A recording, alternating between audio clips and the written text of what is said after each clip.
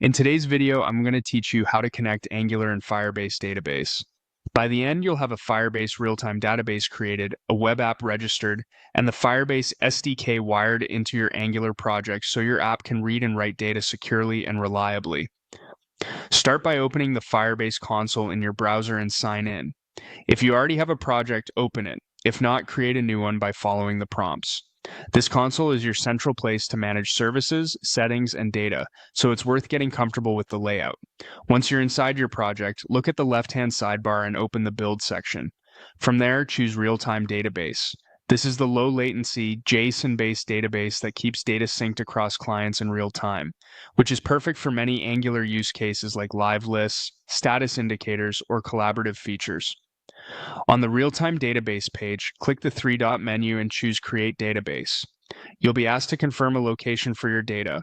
Pick the region closest to your users to keep latency low. You'll also be prompted to pick security rules to start with.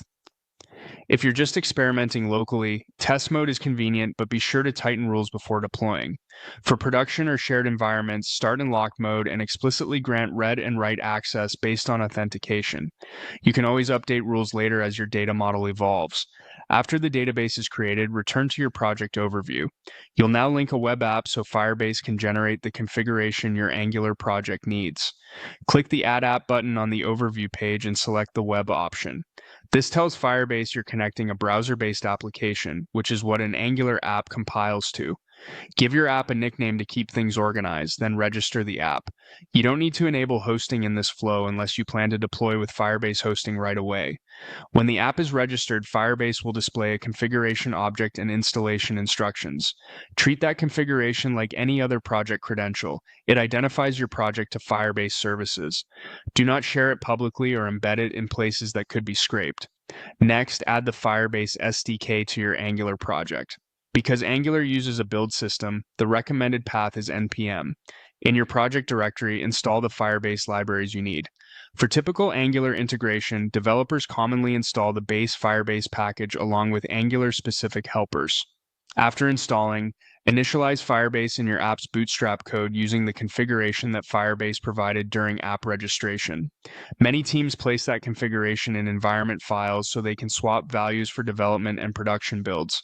Then, add the real-time database provider so your app can access the database APIs.